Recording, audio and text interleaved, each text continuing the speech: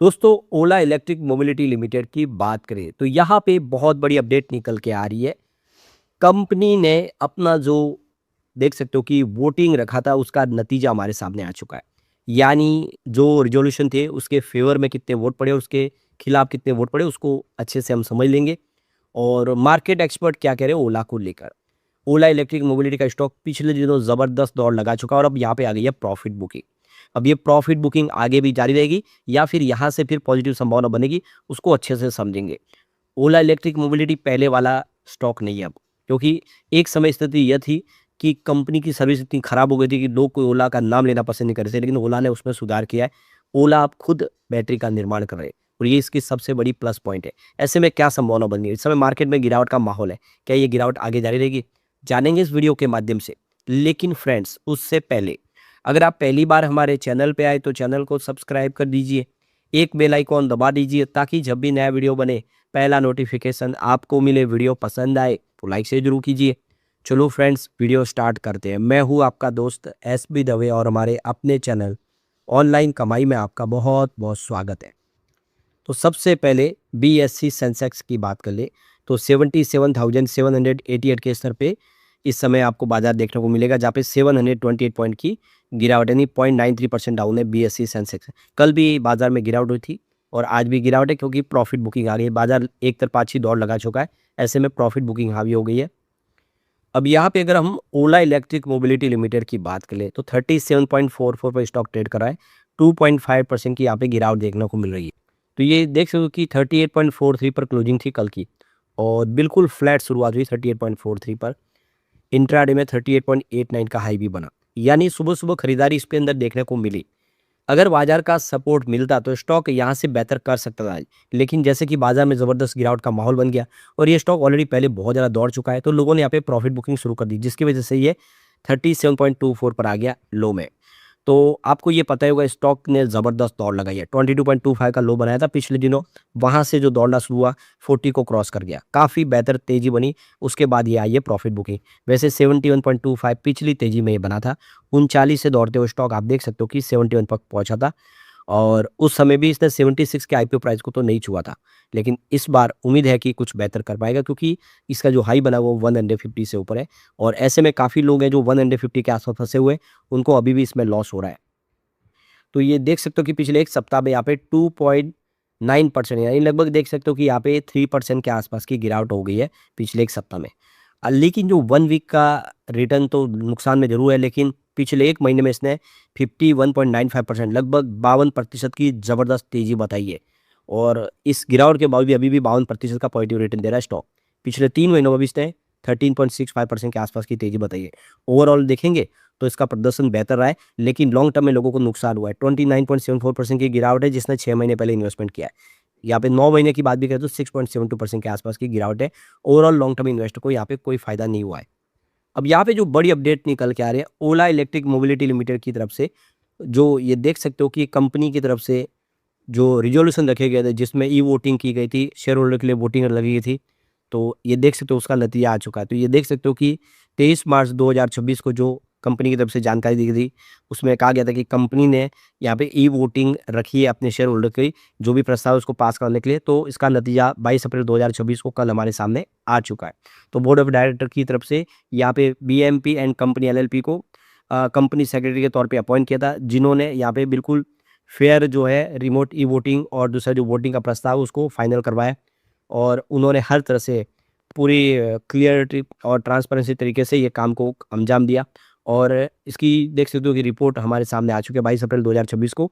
नतीजा हमारे सामने आ चुका है कि कितने वोट है जो इस प्रस्ताव के फेवर हो रहे और कितने वोट है जो इसके खिलाफ पड़े, वो नतीजा हमारे सामने आ चुका। तो ओला इलेक्ट्रिक मोबिलिटी की देखो टाइप ऑफ मीटिंग देखो तो पोस्टल बैलेट के यहाँ पे मीटिंग रखी गई थी। वोटिंग स्टार्ट हुआ था 24 मार्च 2026 को सुबह 9 बजे और वोटिंग एंड जो टाइम है वो 22 अप्रैल 2026 5 बजे शाम को था। तो इस महीने के दौरान अगर आप देखिए तो 1 महीने का टाइम दिया गया था जिसमें जितने भी शेयरहोल्डर को वोट करना था। तो अब यहाँ पे डेट ऑफ नोटिस जो पोस्टल बैलेट थी वो 18 मार्च 2026 को दी गई थी और रिकॉर्ड डेट थी इसकी 18 मार्च 2026 से। इसका मतलब ये है कि वो रिकॉर्ड डेट उन एलिजिबल शेयरहोल्डर के लिए जिनके डीमैट अकाउंट में 18 मार्च 2026 को शेयर थे, वो सारे एलिजिबल थे, उन्होंने अपने वोटिंग राइट का इस्तेमाल किया और उसका जो नतीजा वो हमारे सामने अब आ चुका है।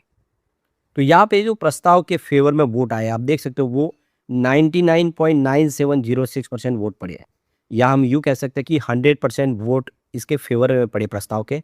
मात्र पॉइंट देख सकते हो कि यहाँ पे 0.294 वोट जो है इसके खिलाफ पड़े, यानी ये संख्या बहुत कम है। और इसी तरह से हम कह सकते हैं कि 100% बहुमत से ये प्रस्ताव को पास कर लिया गया है। तो ये वोटिंग नतीजा हमारे सामने आ चुका है, जहाँ पे देख सकते हो कि 99.9706% वोट इस फेवर में और मात्र 0.0294 वोट इसके खिलाफ, यानी सारे वोट फेवर में आ चुके हैं।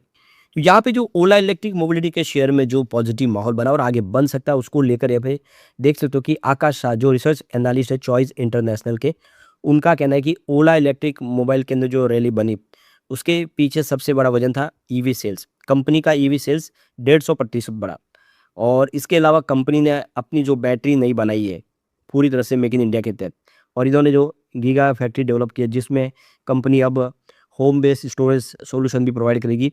और ईवी सेक्टर को लेकर जो पॉजिटिव सेंटीमेंट है, जिस तरह से अब ग्लोबल रीजन है जो बहुत प्रॉब्लम में है, आप देखें तो क्रूड ऑयल की प्रॉब्लम हो गई है जिससे पेट्रोल डीजल आने की संभावना कम हुई है, और ऐसे में लोगों का रुझान ईवी को लेकर पॉजिटिव हुआ है।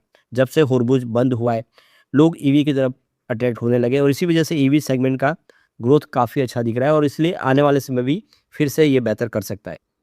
यहाँ पे देखिए कि स्टॉक जो है इस समय 20, 50 और 100 ईएमए लेवल से ऊपर ट्रेड कर रहा है, जो सजेस्ट कर रहा है कि ये जो एक ट्रेड रिवर्सल दिखाई दे रहा है, जो आरएसआई है वो इस समय ओवरबॉट जोन में आ गया क्योंकि लगातार दौड़ा स्टॉक।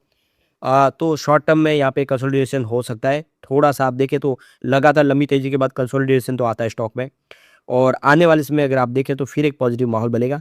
तो कुल मिला के देख सकते हो कि स्थिति इस समय थोड़ी-सी प्रॉफ़िट की ज़रूर है, लेकिन आने वाले समय प्रॉफ़िट बुकिंग खत्म होगी, स्टॉक फिर बेहतर करेगा। दूसरी तरफ देखें तो यहाँ पे गणेश डोंगरे जो सीनियर मैनेजर है टेक्निकल रिसर्च एनालिस्ट आनंद राठी के, वो कह रहे हैं कि एक यहाँ पे स्टॉक जो है अभी 38 के लेवल पे इस समय ट्रेड कर रहा है और एक फ्रेश ब्रेकआउट दिया है क्योंकि 30 का जो लेवल था क्रॉस करके बुलिश जोन में स्टॉक आया है। शॉर्ट टर्म में प्रॉफिट बुकिंग हो रही है, फिर नियर टर्म में ये फिर बेहतर करता हुआ दिखाई देगा। तो यहाँ पे देखिए निवेशकों का जो फोकस अब कंपनी के सेल्स की बजाय लंबी अवधि के बैटरी टेक्नोलॉजी पर शिफ्ट हो गया है। ओला इलेक्ट्रिक का वैल्यूएशन भाई 2 सप्ताह में देखें तो 22.25 का शेयर है जो 42 तक पहुंचा है। ये उछाल निफ्टी में आए करीब 10% उछाल से कहीं ज़्यादा है। कंपनी का पिछला रिपोर्टेड वैल्यूएशन $5.4 बिलियन के आसपास था 2024 में, और अब देखिए उसमें $300 मिलियन की फंडिंग के बाद आया था। ये रैली इस बात का संकेत है कि निवेशक कंपनी की टेक्नोलॉजी फर्स्ट अप्रोच का पर दाव लगा रहे, यानी उनका भरोसा बना। तो यहाँ पे एलएफपी बैटरी की बात है कि लागत इसमें कम है और मार्जिन ज़्यादा हो रही है। तो बैटरी पैक की कीमत ईवी की कुल कीमत का लगभग 40 से 45% होती है, इसलिए बैटरी केमिस्ट्री सीधे मुनाफे पर असर डालती है। Ola electric in house LFP cells विकसित करी है जो लागत के लिहाज से बेहतर बताए जा रहे हैं। एलएफपी टेक्नोलॉजी में इस्तेमाल होने वाले आयरन फॉस्फेट मेटल कैथोड की लागत का 20 से 30% ही होता है, जो निकेल मैग्नीशियम कोबाल्ट केमिस्ट्री की तुलना में काफ़ी सस्ता विकल्प है। इसका मतलब ये है कि जो इन बैटरी बनेगी वो सस्ती बनेगी। अगर बैटरी की कीमत कम होगी तो वो अपनी प्राइस भी घटा सकते हैं, और इन्होंने करके दिखाया। अब देखिए 1,90,000 की जो व्हीकल थी उसकी कीमत इन्होंने सीधा 1,30,000 कर दिया, 60,000 एक झटके में कम कर दिया। इसी तरह से अगर व्हीकल सस्ते करेंगे तो सेल बढ़ता हुआ दिखाई देगा। हालांकि ऐसा नहीं कि सब कुछ ठीक है, अभी भी बहुत ज़्यादा सेल्स ग्रोथ में चुनौती है। ओला इलेक्ट्रिक देख सकते हो कि इन्होंने करीब देखे हर महीने 15,000 यूनिट की बिक्री बनाए रखने की ज़रूरत है। सेल्स इनको बढ़ाना होगा।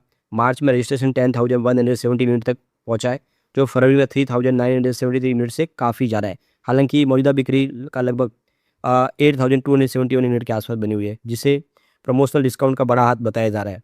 तो डिस्काउंट पर निर्भरता वॉल्यूम बढ़ाने की चुनौती को दर्शाती है। ऐसे में टीवीएस जैसी जो बड़ी कंपनी है उनको चुनौती देने के लिए इनको अपना सेल्स बढ़ाना होगा, रणनीति और बदलनी होगी।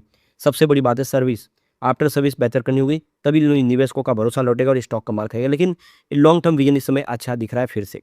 लेकिन फ्रेंड्स, कोई भी इन्वेस्टमेंट करने से पहले अपने फाइनेंशियल एडवाइजर से एडवाइस ले ले या अपना खुद का रिसर्च करें, क्योंकि मैंने वीडियो आपके एजुकेशनल पर्पज के लिए ही बनाया। वीडियो पसंद आए तो लाइक से जरूर कीजिए और चैनल को सब्सक्राइब कर दीजिए। Thank you friends.